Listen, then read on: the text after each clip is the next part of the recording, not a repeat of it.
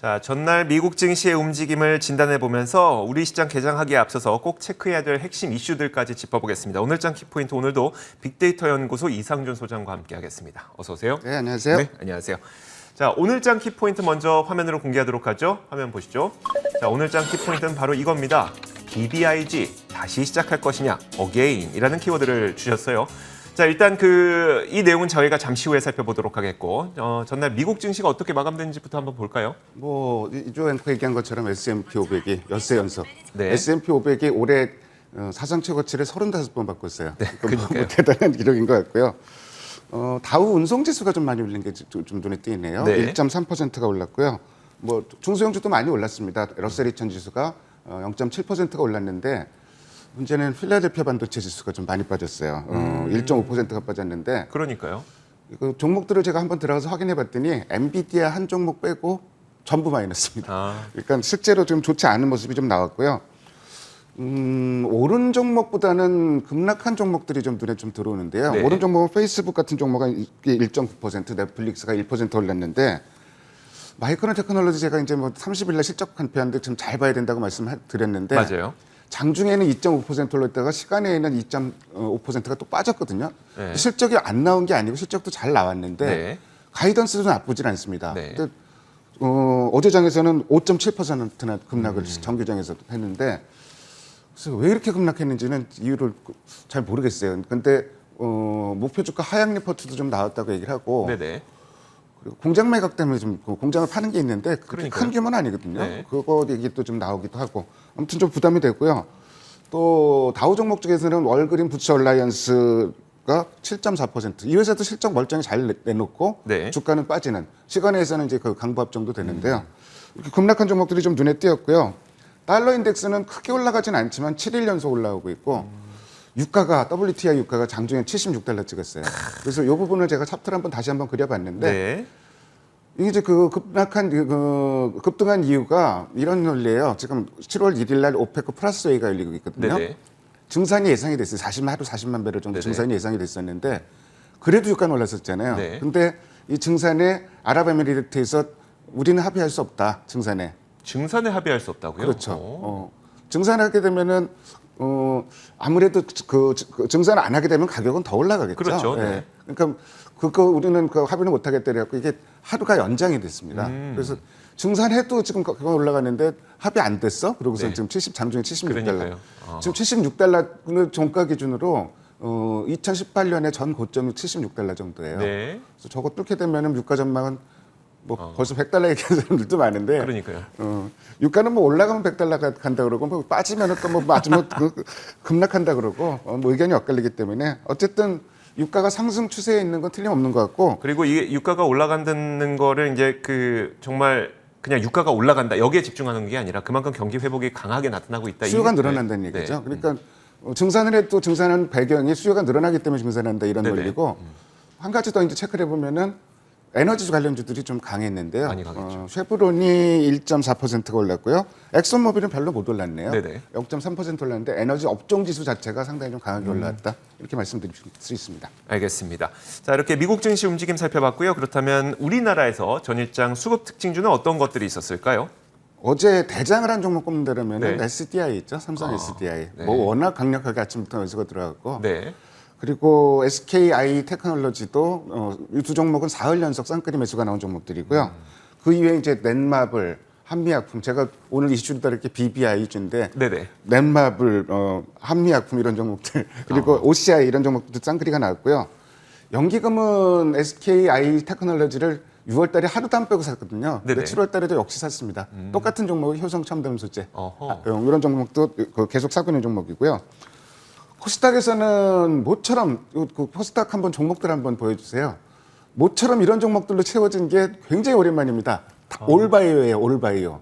그리고 레고캠바이오는 강력한 좀 쌍끌이 매수가 나왔고 네네. 이틀 연속 좀 쌍끌이, 녹지자 랩셀이라든지 올릭스 이런 종목들도 이틀 연속 쌍끌이가 나왔던 종목이고 레고캠바이오 같은 종목은 기관이 닷새 연속 좀 매수를 하고 있습니다. 네. 그래서 대장을 꼽는다면 당연히 SDI를 꼽을 수밖에 없는데 SDI 또 한 2주 전에 제가 얘기했었죠. 맞아요. 네. 저는 SDI에 대해서는 계속 긍정적인 의견을 갖고 있는데 그래서 다른 종목을 한번 꼽아봤습니다. OCI를 한번 꼽아봤어요. OCI. 네.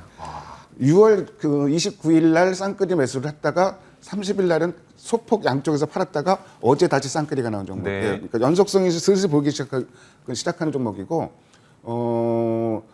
기관이 그 외국인은 이제 그 6월 중순부터 이제 그 서서히 매수로 전환되는 모습을 보여주고 있고, 기관도 쭉 팔았었는데 이제 매도가 거의 진정되는 모습이에요. 네네. 수급 흐름상으로 봐서 그래서 조금 기대를 해볼 만한 종목이고, 이 회사가 이제 어제 좀 수급도 들어오고 많이 올란 게 절대 저평가의 영역이다 이런 리포트가 하나 나왔어요. 맞아요. 예. 이 회사 이제 그 베이직 케미칼 부분도 좋고, 그다음에 폴리실리콘 가격이 최근에 많이 올랐거든요. 네네. 그러면서 비용이 발생하지만 컨센서스도 계속 올라오고 있는 종목이고, 이 영업이 컨센서스가 네. 실적이 실적이 좋고 절대 저평가 측면이라고 보는 게 실질 PER이 3배에서 4배밖에 안 된다.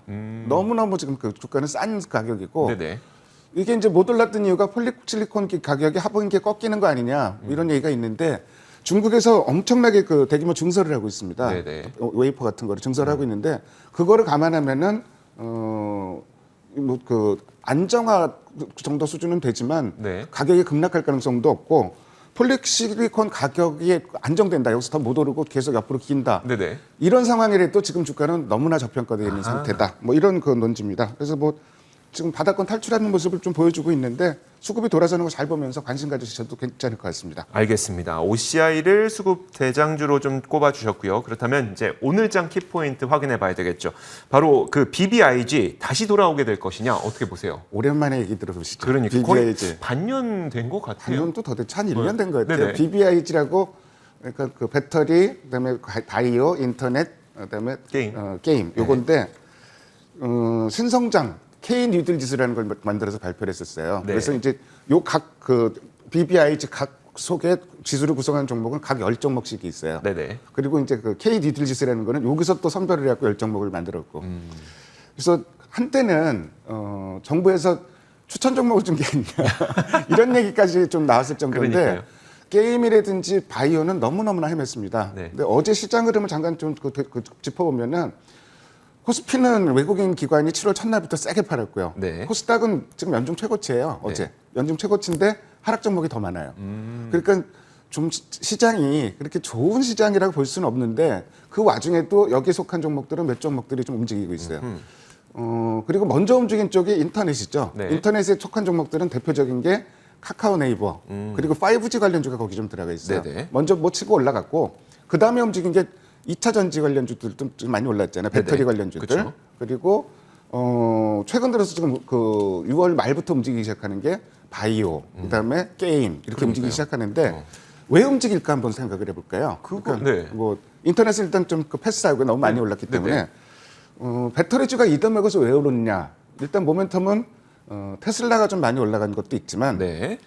요새 그 배터리 관련주에서 주가가 난리 난 종목이 있습니다. 어떤 기업인가요? CATL이에요. 중국. 어제는 좀 네. 0.9% 정도 조정받았는데, 네. 이 종목 자고 일어나신 걸까요?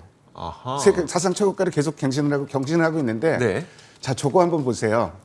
지금 그 CATL이 네. 잘 나가는 그 배터리 1등 회사라고는 하지만, 네. 시가총액이 우리나라 돈으로 219조입니다. 아이고. 근데 LG화학이 60조고, 네. SDI가 많이 올랐는데도 50조밖에 안 되고, 그리고 그 이노베이션이 25조예요. 다 합치면은 135조. 네. 우리나라 배터리 3사를 다 합쳐도 시가총액이 CATL 한 종목에 우리나라 배터리 훨씬 진짜 잘하는데. 너무 못 미친다는 얘기죠.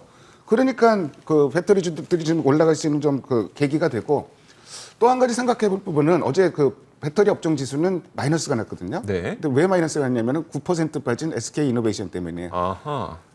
좀 투자자들 입장에서는 화가 나죠. 네. 사실 뭐 그렇죠.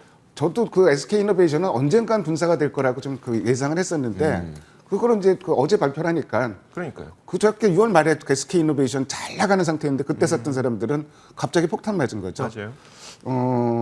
그래서 기관 투자자들도 SK 이노베이션 팔고 SDI를 사자 이런 움직임들이 좀 있는 것 같아요.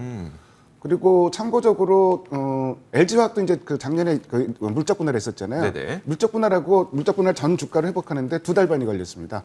그리고 최근에 또 만도가 또 그 핵심 사업인 그 자율주행 쪽을 그 물적 분할한다고 발표를 했었는데, 지금 그 전 주가를 회복하기에는 굉장히 좀 어려워 보여요. 네네. 그래서 뭐 SK이노베이션 같은 종목을 무리하게 매수할 그 이유는 없다고 보여지고요.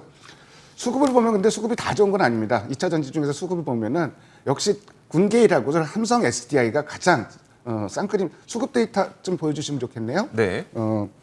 삼성 SDI가 가장 돋보이고 부품주 중에서는 역시 에코프로비엠 네. 그리고 하나 더 하면은 SKC 정도. 만약에 좁힌다 그러면은 SDI 정도로 좁히면 될 것 같고요. 자, 두 번째로 바이오주는 그럼 왜 올라오느냐? 네. 두 가지 배경입니다. 첫 번째는 너무 싸요. 지금 그 KLX 바이오 K 뉴딜 지수하고 칸이 빠졌네요. 코스피하고 좀 비교를 해봤는데 빨간색이 코스피입니다. 네. 간격이 너무너무 벌어져 있죠. 그러네요. 코스피가 100이라면은 지금 그 바이오 업종 지수는 75밖에 안 돼요. 그러니까 너무 싸다 이런 얘기고 두 번째는 KmRNA 컨소시엄을 구성을 한다. 네네. 한미약품이라든지 뭐 한미사이언스 다 들어가고 네. ST팜 녹십자 뭐 이런 것들이 이제 모멘텀으로 작용하면서 올라오고 있는데 역시 이쪽도 수급이 다 좋은 건 아니고요. 그 중에서 수급 좋은 쪽 보면 삼바, SK 바이오팜이 제가 보기엔 수급은 가장 좋고 유한양행, 셀트리온 제약, 한미사이언스도 수급이 좋아지고 있는 종목인데 네네. 한미약품, 한미사이언스는 너무 좀 급하게 올랐던 이런 그 감이 좀 있고요. 마지막으로 이제 게임주 같은 경우는 네. 배경이 뭐냐 판호 발급이 이제 계기가 됐죠. 그렇죠. 펄어비스 판호비스 발급이 근데 판호 발급이 이번에 처음이 된 게 아니라 컴투스 때도 한번 그 판호 발급이 됐었어요. 네네. 근데 그때는 별로 영향이 없었는데 지금은 게임주들이 좀 올라가고 있어요. 네. 근데 작은 게임주들은 올라가다가 약해지는 종목들도 좀 많고 네. 어제는 오히려 등치 있는 게임들 쪽으로 이제 수급이 좀 들어오고 있는데 저거 그 빨간 선으로 표시한 종목은 어제 쌍끌이 매수가 들어온 종목입니다. 네. 그래서 수급만 놓고 보면은 넷마블이 가장 좋죠. 최근 닷새 동안에도 쌍끌이었는데 어제도 쌍끌이. NC소프트는 어제 쌍끌이가 들어오면서 뭔가 좀 국면 바닥 탈출을 시도하는 이런 모습 같은데 네네. 시장의 무게 중심이 그 게임주 내에서도 조금 등치가 있는 쪽으로 움직이고 있다. 이런 정도를 참고해 주시면 좋을 것 같습니다. 어쨌든 반갑죠. 지금 뭐 BBI주는 우리나라 대표적인 성장주를 그렇죠. 꼽을 수 있는데 이쪽에서 조금 계기를 좀 찾았으면 좋겠는데 다만 요새 시장은 좀 변덕이 심해서 그러면 조금 더 뭐 확인할 필요가 있습니다. BBIG는 돌아온다고 치더라도 우리가 시장 대응할 때는 대응 전략은 또 그렇죠. 따로 가야 될 것 같거든요. 조금 전에 제가 BBIG 수급 그 종목 속한 종목도 전체 수급을 다 보여드렸잖아요. 네네. 근데 수급이 다 좋아지는 거 아니죠. 네. 몇몇 종목만 찝어서 좋아지죠. 네. 그러니까 이쪽이 섹터 내 모든 종목들이 다 올라가는 장도 아니고 한 섹터가 시장을 끌고 갈 수 있는 시장도 아닙니다. 그러니까 종목 고르기가 더 신중해져야 될 것 같고요. 네. 야, 게임주 간다? 그러면은 못 오른 게임주 사자 이게 아니죠. 네. 그 중에서도 갈 만한 게임주를 잘 선별해야 된다는 오히려 얘기예요. 지금은 같은 섹터에서 더 좋은, 그러니까 더 큰 기업 선택하는 게 더 낫겠다는 그렇죠. 얘기네요. 그러니까 뭐 더 실적도 면밀히 봐야 될 것 같고, 네. 뭐 통틀어서 보면은 뭐 BBIG 중에서 좀 가장 돋보이는 종목은 역시 뭐 SDI입니다. 예. 알겠습니다. 자, 이렇게 오늘장 키포인트 짚어봤습니다. 빅데이터 연구소 이상준 소장과 함께 이야기 나눠봤습니다. 고맙습니다. 예, 감사합니다.